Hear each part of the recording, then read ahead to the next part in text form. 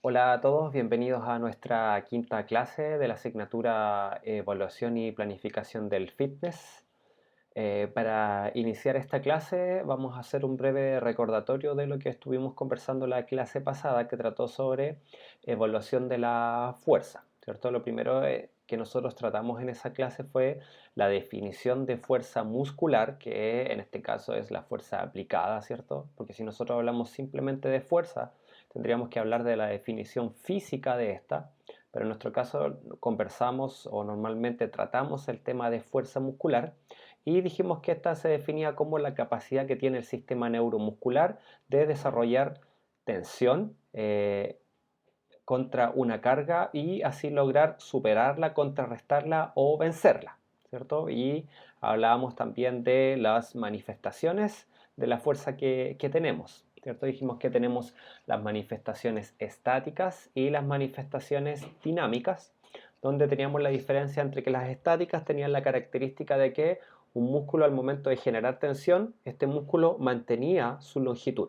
¿cierto? Cuando usted hace una sentadilla isométrica, por ejemplo, está trabajando esta manifestación que es la fuerza estática, donde usted desciende, ¿cierto?, en esta sentadilla y mantiene la posición. Por tanto, ese músculo no se está estirando y alargando, sino que está manteniendo siempre la misma longitud. Y dentro de las subclasificaciones de la fuerza estática tenemos la fuerza estática máxima, ¿cierto? Y la fuerza estática submáxima. También dijimos que por el lado de las fuerzas dinámicas tenemos la clasificación por un lado de activas y por el otro lado de las reactivas, donde dijimos que las activas se caracterizan por analizarse principalmente la fase concéntrica del movimiento, ¿cierto? Yo les decía, si nosotros estamos haciendo un press de banca, ¿cierto? Analizamos solamente la fase concéntrica donde hacemos la extensión del codo, ¿cierto? En este movimiento.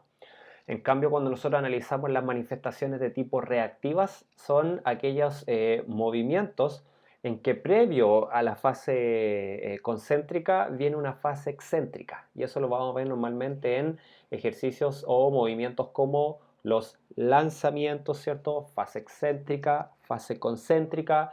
En los saltos, ¿cierto? Primero la fase de descenso es excéntrica y luego en la fase del ascenso es concéntrica. Por tanto, en todos los movimientos en que yo requiera primero una acumulación, ¿cierto?, de esta fuerza elástica, ¿cierto?, y luego aplicar esta fuerza, estamos hablando de manifestaciones de tipo reactiva, ¿cierto?, que normalmente se le denomina que participa este ciclo de estiramiento y acortamiento.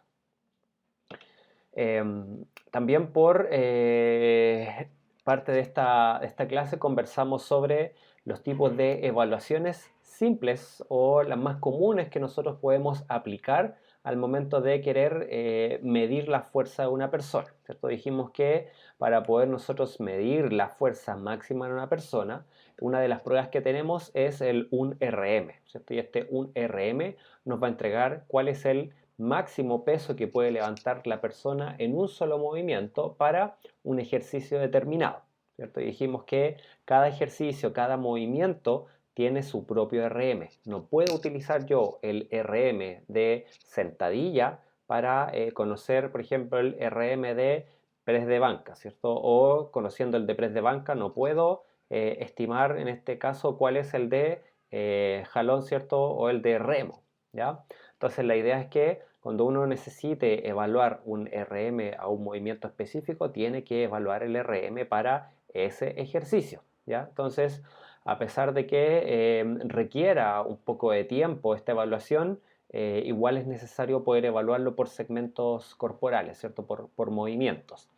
Ahora, existen algunas ecuaciones que nosotros podemos utilizar para estimar el RM de algunos movimientos a partir de movimientos más completos, ¿cierto? Más complejos. Por ejemplo, a través de una sentadilla yo puedo estimar cuál sería el RM de la extensión de rodilla, el RM de flexión de rodilla, o a través del RM en press de banca yo puedo saber cuál es el RM, ¿cierto? Estimar cuál es el RM para flexión de codo, para extensión de codo, ¿cierto?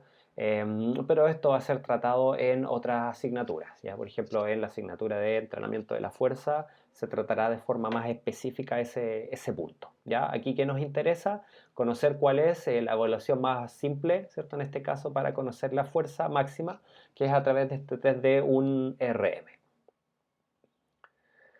Entonces, este test de un RM nosotros dijimos que podíamos medirlo de dos formas, ¿cierto? De forma directa o de forma indirecta. Cuando nosotros hablamos de evaluarlo de forma directa es que lo vamos a medir principalmente en sujetos que ya tienen experiencia en el entrenamiento de la fuerza, ¿cierto? En deportistas más avanzados.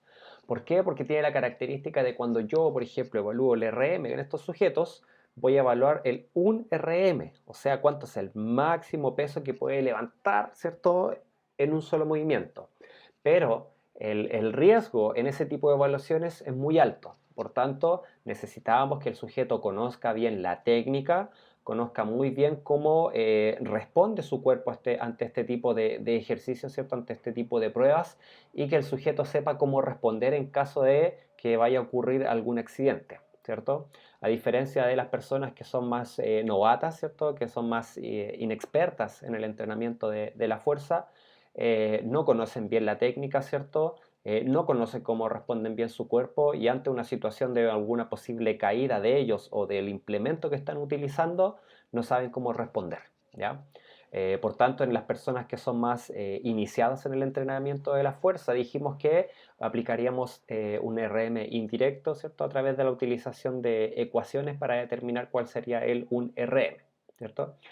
Conversamos también sobre cuáles son estas ecuaciones que podíamos utilizar para calcular un RM de forma indirecta, y que todas las ecuaciones que nosotros utilicemos siempre nos van a pedir que dentro de la ecuación reemplacemos el peso que levantó la persona y la cantidad de repeticiones que pudo ejecutar con ese peso, ¿cierto? Y a través de la ejecución de esta ecuación nosotros podríamos llegar a estimar cuál sería el 1RM para ese ejercicio, para ese movimiento. Vimos también, ¿cierto?, unas tablas que nos hablaban sobre la equivalencia entre el porcentaje del RM y la cantidad de repeticiones, ¿cierto? Nosotros dijimos que sabiendo el 100% del RM, ¿cierto?, el 100% del peso que puede levantar para ese ejercicio, a través de una regla de 3, fácil, ¿cierto?, simple, podríamos calcular cuánto es el peso que necesita utilizar la persona para un determinado ejercicio, ¿cierto? Yo les mencionaba, si queremos entrenar la fuerza resistencia, ¿cierto?, y queremos entrenarla al 60% del RM a esta persona, sabiendo cuánto es el 100%, entonces simplemente nosotros podríamos calcular cuánto sería el 60% de ese RM, ¿cierto? Para poder decirle a la persona, este es el peso con el que usted debería estar entrenando en este ejercicio para estar al 60% de su RM y entrenar su fuerza resistencia, ¿cierto? Vimos algunas recomendaciones que se entregan para la evaluación de la RM, ¿cierto? Dijimos también que no se recomienda en sujetos novatos evaluar el RM dentro de la primera o las primeras semanas que el sujeto venga a entrenar con usted, sino que el sujeto primero requiere un proceso de adaptación, ¿cierto? Previo a evaluar este tipo de pruebas. Y en ese proceso de adaptación nosotros vamos a utilizar métodos de entrenamiento que utilizan principalmente el propio peso para generar estas adaptaciones. También vimos algunas pruebas, ¿cierto?, que nos permiten analizar la fuerza relativa de la persona, ¿cierto? Dijimos que esta fuerza relativa la podíamos obtener a través de el RM del sujeto para un ejercicio, y ese RM lo dividíamos en el peso corporal de la persona. Entonces, con eso nosotros vamos a poder saber, ¿cierto?, cómo se encuentra la fuerza relativa de esa persona, ¿cierto? La expresión de la relación entre el peso del sujeto y el peso que está cargando para un ejercicio determinado.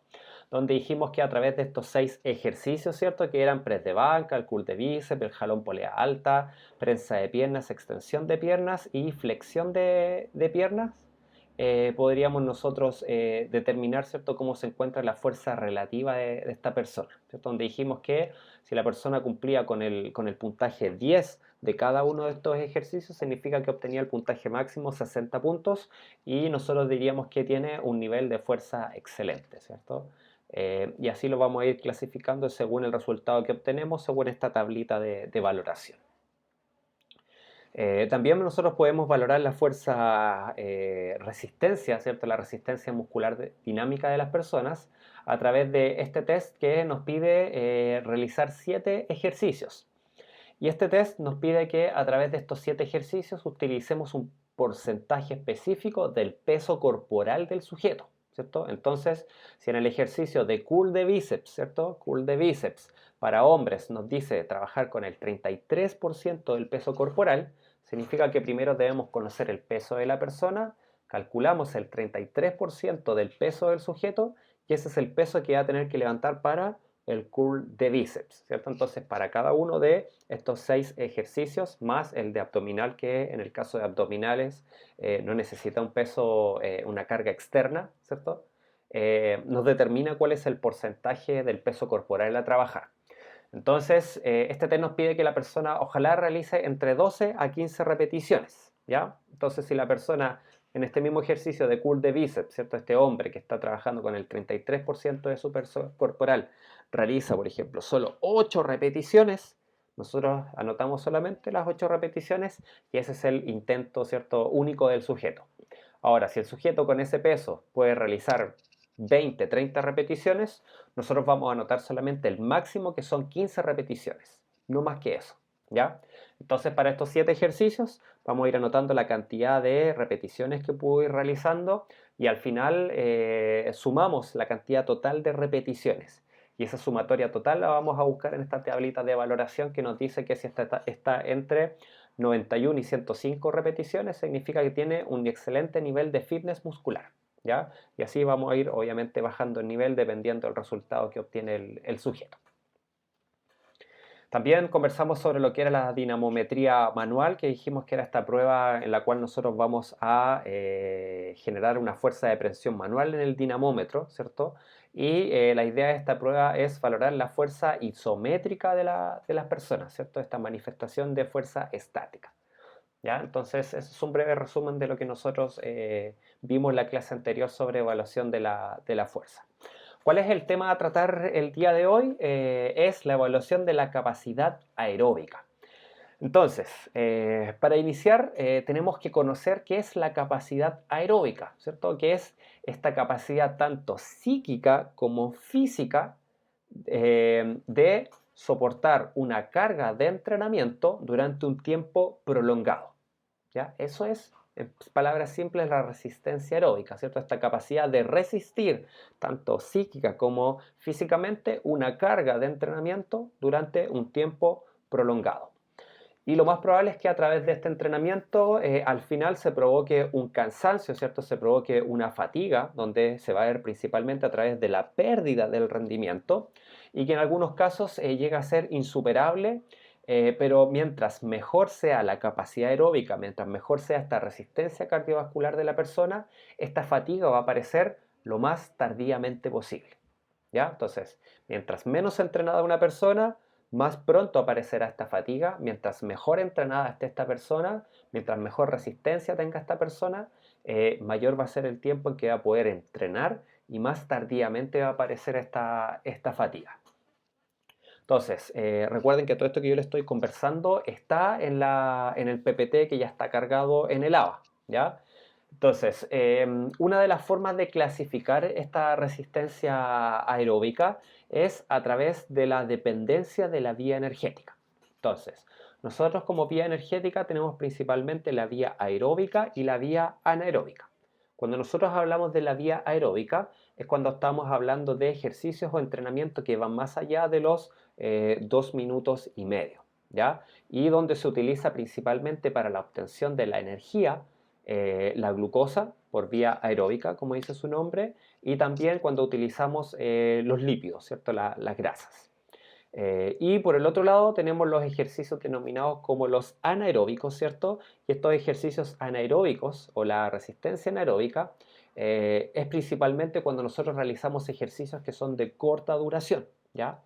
Dentro de esta clasificación, ¿cierto? Vía energética anaeróbica, nosotros podemos clasificarlo a su vez en dos. Por un lado tenemos la vía anaeróbica aláctica, que es aquella que nosotros utilizamos, ¿cierto? O estimulamos cuando realizamos ejercicios que tienen una duración menor a 15 segundos, ¿ya?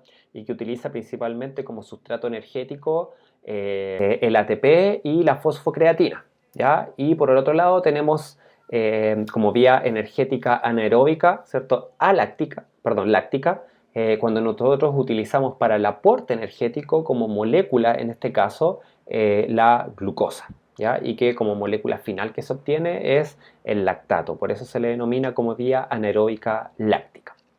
En el caso de la vía anaeróbica láctica, son aquellos ejercicios que tienen una duración que van aproximadamente, ya todo esto es aproximado, entre los 15 segundos hasta los 2 minutos y medio. ¿Ya? Entonces ahí tenemos una de las formas de clasificar, ¿cierto? Esta resistencia aeróbica dependiente de la vía energética, ¿cierto? O esta resistencia cardiovascular o cardiorrespiratoria.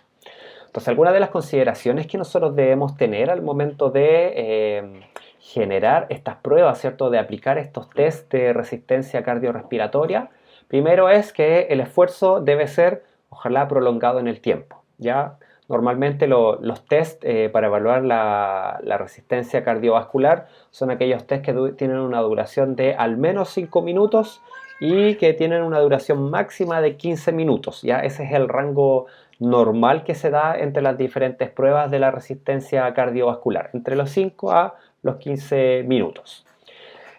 Son ejercicios que normalmente tienden a movilizar grandes grupos musculares, ¿ya? No son ejercicios en que vamos a mover grupos musculares o músculos aislados, ¿cierto? Como nos pasa en el test de RM, en que yo, por ejemplo, puedo solo evaluar el de flexión de codo, ¿cierto? O el de extensión de rodilla, sino que los ejercicios o las pruebas para medir la resistencia cardiovascular, nosotros utilizamos ejercicios que muevan grandes grupos musculares, ¿cierto? Muchos músculos. Por ejemplo, el correr, ¿cierto? El trotar, el nadar, el pedalear, ¿cierto? Todos estos son ejercicios que involucran muchos músculos, por tanto nos permiten medir de mejor manera esta resistencia cardiovascular, ¿ya? Y no la resistencia muscular como pasa con esos ejercicios aislados. Y como tercer punto, ¿cierto? Ojalá que no existan dificultades técnicas que puedan interrumpir la aplicación de este test. Por tanto, nosotros debemos conocer los riesgos a los cuales puede estar expuesta la persona, ¿cierto? O qué puede ocurrir dentro de la aplicación de este test que puedan interferir en la aplicación de esta, ¿cierto? Algo muy común que ocurre es que cuando uno toma pruebas de resistencia cardiovascular en trotadora, ¿cierto? El sujeto que se le desabrochen, ¿cierto? Se le desaten los cordones.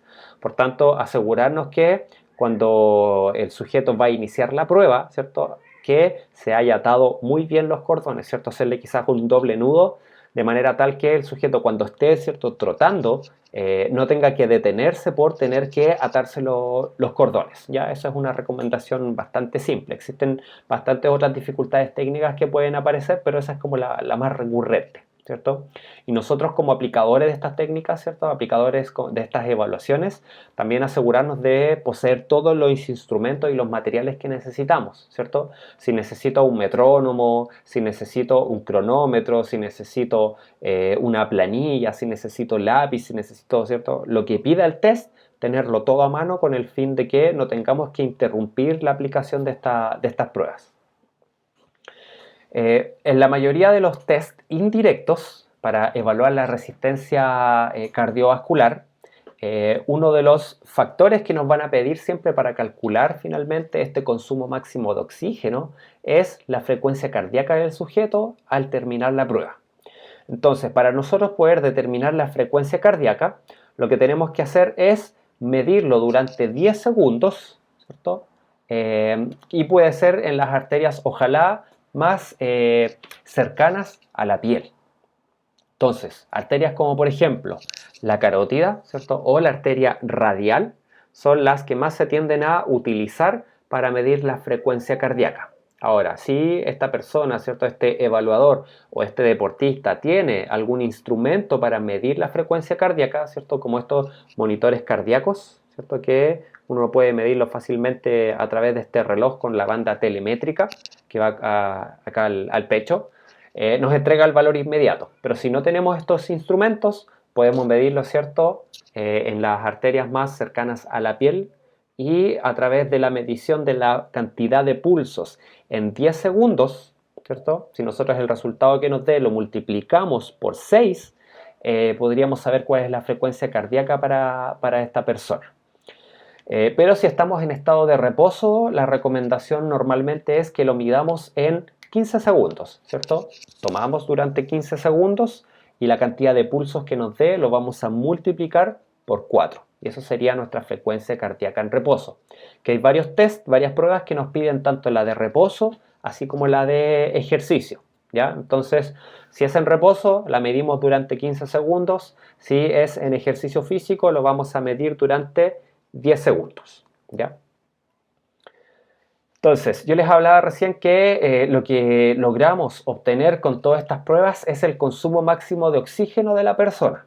Entonces, primero necesitamos saber qué es este consumo máximo de oxígeno, ¿cierto? Que es la cantidad o el volumen de oxígeno que nuestro organismo es capaz de absorber desde el ambiente, transportarlo por nuestro sistema cardiovascular y finalmente utilizarlo en nuestros músculos, ¿ya? Entonces, eso es, en palabras simples, el consumo máximo de oxígeno. La máxima cantidad de oxígeno que nuestro organismo es capaz de captar desde el ambiente, transportarlo y utilizarlo finalmente a través de estos músculos que requieren la acción muscular para llevar a cabo algún movimiento, ¿ya? Entonces, mientras mejor sea el consumo máximo de oxígeno de una persona, debería ser mejor su rendimiento, ¿ya? Pero al menos en sujetos maratonistas que se les ha medido su consumo máximo de oxígeno, no siempre el que tiene el mayor consumo de oxígeno es el que va a ganar estas maratones, estas competencias, ¿ya? Porque el rendimiento deportivo es multifactorial, depende de muchos factores. Puede que un sujeto tenga un consumo máximo de oxígeno muy alto, pero si no tiene una nutrición adecuada para la competencia, lo más probable es que su rendimiento no sea el esperado, ¿ya? Entonces es multifactorial el rendimiento. Por tanto, el consumo máximo de oxígeno no es un determinante único para saber quién puede ganar o quién no podría ganar una competencia, ¿ya? Entonces, como yo le he conversado en clases anteriores, para toda medición que nosotros hagamos, tenemos que siempre agregarle su unidad de medida, ¿cierto? En este caso, el consumo máximo de oxígeno tiene dos probables unidades de medida, que son los litros por minuto, ¿cierto? O sea, los litros de oxígeno que estoy consumiendo por cada minuto, o puede ser también los mililitros de oxígeno que estoy consumiendo relativos al peso de la persona por minuto. Por tanto, vamos a tener ml, o sea, L, que corresponde a litros, partido en minutos, o podemos tener ml partido en los kilogramos del sujeto, partido por minuto, ¿ya? Entonces, cuando nosotros hablamos de litros partidos por minutos, estamos hablando de un consumo máximo de oxígeno absoluto. Y cuando estamos hablando de ml partido en kilogramos partido en minuto, estamos hablando del consumo de oxígeno, el máximo consumo de oxígeno relativo. Y en este caso, ¿relativo a qué? Relativo al peso corporal de la persona, ¿ya? Y este consumo máximo de oxígeno también nos podría ayudar a conocer, ¿cierto?, cuál es la cantidad de energía que la persona está utilizando para llevar a cabo alguna prueba, algún ejercicio, ¿cierto?, en específico. Dentro de los valores normales que tenemos para el consumo de oxígeno, va a depender primero del sexo, ¿cierto? Hay que saber que hombres y mujeres no tienen la misma clasificación de consumo máximo de oxígeno, por tanto, tal como tienen ustedes ahí en el PowerPoint, existen tablas que son propias para hombres y tablas que son propias para mujeres. Y a su vez, así como depende del sexo, también depende de la edad de la persona, ¿ya? Porque no podemos generar una misma clasificación para personas de 20 años versus personas de 68 años, ¿ya? Por tanto, tenemos que clasificarlo por sexo y también por edad, ¿ya? Entonces, normalmente la clasificación del consumo de oxígeno va en baja, regular, media, buena y excelente. Entonces, dependiendo del resultado que obtenga la persona, nosotros hacemos este cruce entre el sexo, la edad, ¿cierto? Y podríamos saber si tiene un bajo, regular, medio, bueno o excelente consumo máximo de oxígeno. Entonces, dentro de las pruebas que se le denominan de predicción, ¿cierto? Estas pruebas que nosotros dijimos que son pruebas económicas, que se las podemos aplicar a un gran número de personas a la vez, ¿cierto? Y que no requiere una capacitación tan extensa del evaluador. Es, por ejemplo, la prueba de Forest Service.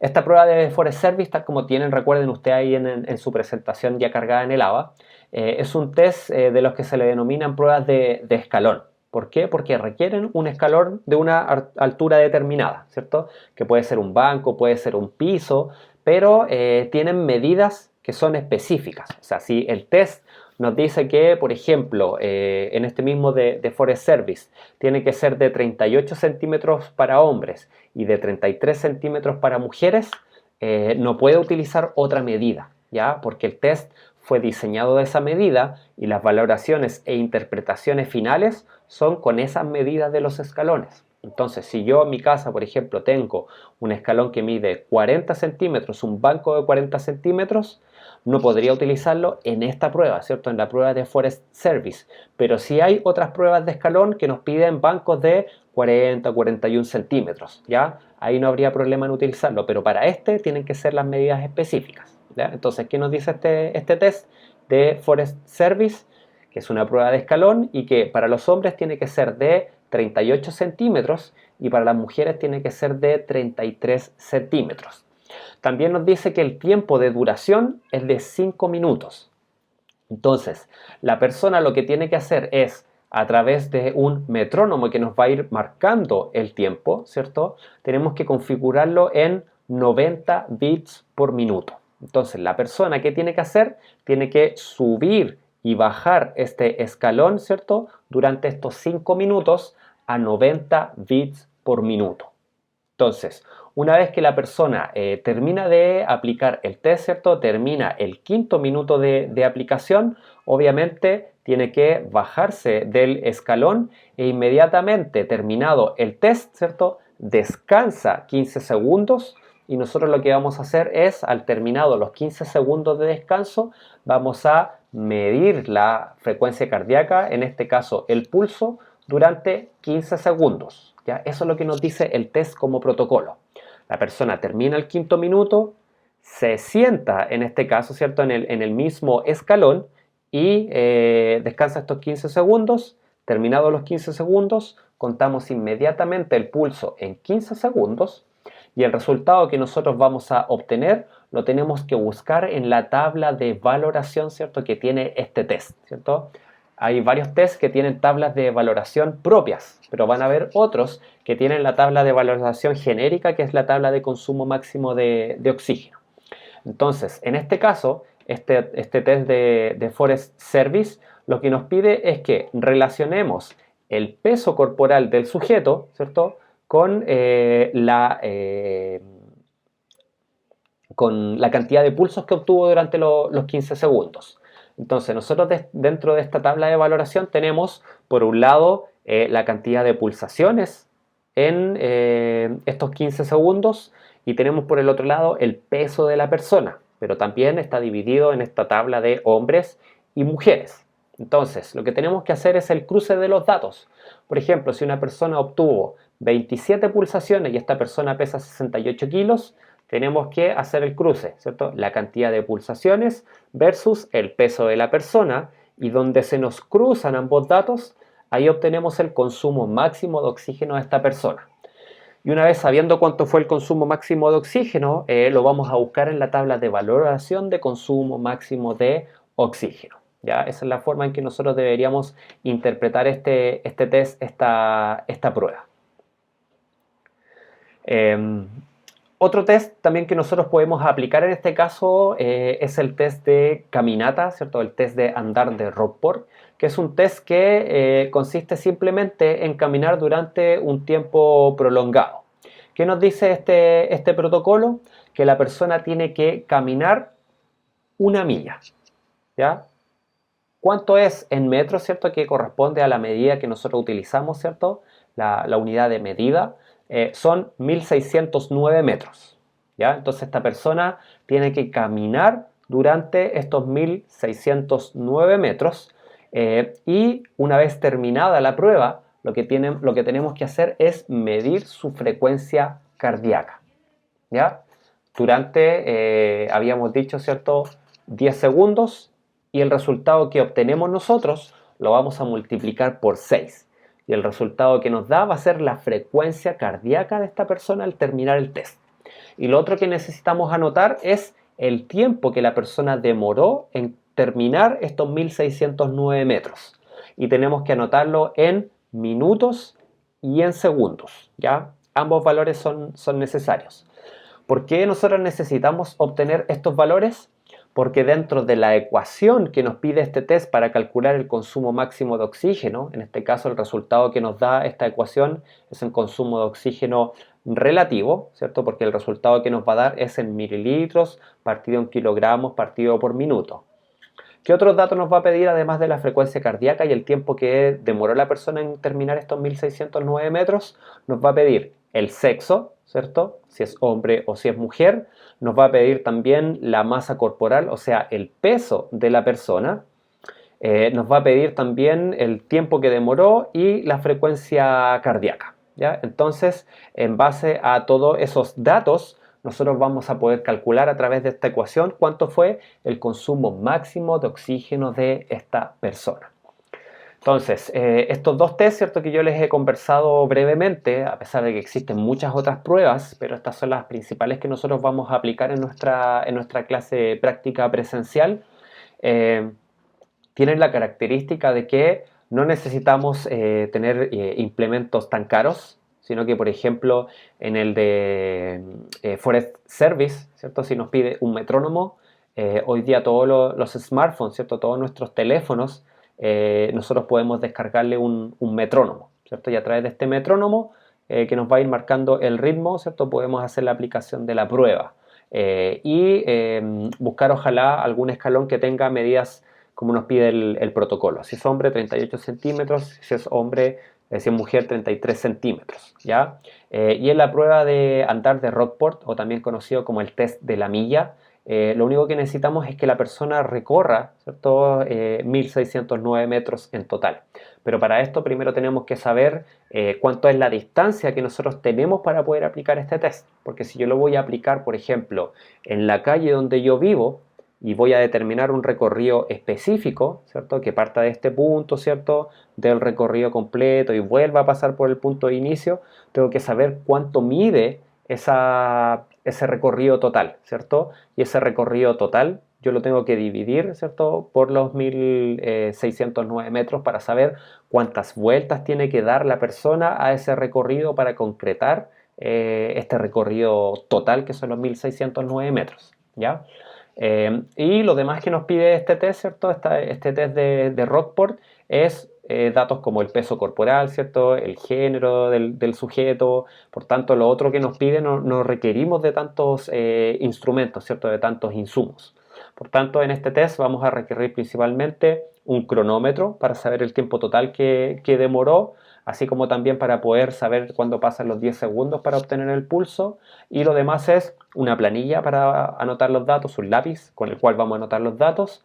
Y si es que no puede calcular la ecuación de forma manual, ¿cierto? Una calculadora, que hoy en día todos nuestros teléfonos tienen calculadora, ¿ya? Por tanto, si se explican estos dos tests en esta clase principalmente porque son dos de los tests más fáciles que nosotros podemos aplicar. Cuando tengamos nuestra clase práctica como tal, obviamente vamos a conversar de otros tests que existen, pero estos son los dos principales que nosotros vamos a aplicar, ¿ya? Entonces, como tarea, les voy a dejar algo muy simple, ¿ya? Tienen que averiguar qué otros test, qué otras pruebas podemos aplicar nosotros para medir, ¿cierto? Conocer la resistencia cardiovascular o la resistencia aeróbica de las personas, ¿ya? Lo más probable es que ustedes ya hayan vivenciado otros test, pero la idea es que busquen test que nosotros podríamos aplicar en este momento, ¿ya? Independiente de que estemos en este preciso momento en cuarentena, ¿cierto? En aislamiento, pero ¿cuáles son los test más simples? ¿Cuáles son test predictivos que podríamos utilizar para conocer la resistencia cardiovascular de las personas, ¿ya? Por tanto, no podríamos poner dentro de estas pruebas, ¿cierto?, la prueba estándar que requiere este analizador de gases, porque nosotros en este momento no tenemos analizador de gases, sino que sean pruebas que nosotros necesitemos quizás un teléfono para calcular, ¿cierto?, un metrónomo, que necesitemos una planilla, ¿cierto?, que necesitemos el peso, la estatura. Por tanto, test que sean de fácil aplicación para evaluar la resistencia cardiovascular, esta resistencia aeróbica de las personas, ¿ya? Entonces, por último, mencionarles que ya la próxima clase nos corresponde tratar el tema de evaluación de la capacidad flexibilidad. Por tanto, ahí vamos a ver de forma específica, primero, qué es la flexibilidad, ¿cierto? Las manifestaciones o tipos de flexibilidad. Y por último, vamos a ver cuáles test nosotros podríamos ocupar para poder evaluar, ¿cierto?, la flexibilidad. Test que son bastante simples realmente para poder aplicarlos incluso en la propia casa, ¿ya? Entonces, ahora, como sabemos, volvemos a la plataforma Blackboard Collaborate, ¿cierto?, para responder todas aquellas dudas que les hayan quedado sobre la revisión de este video, ¿ya? Entonces recuerden que, a diferencia de las veces anteriores, esta clase la pasábamos durante la duración de la clase propiamente tal, ¿cierto? En este caso lunes. Ahora la idea es que este video lo estén visualizando antes de la clase y cuando tenemos el horario de clase como tal, ¿cierto? El día lunes, ustedes ya lleguen solamente con las dudas que hayan quedado de la visualización de este video. Y adicionalmente me puedan comentar sobre qué test ustedes pudieron averiguar para valorar la capacidad aeróbica, ¿cierto?, la resistencia cardiovascular, ¿ya? Entonces, nos vemos el lunes, chicos, que tengan un buen fin de semana. Adiós.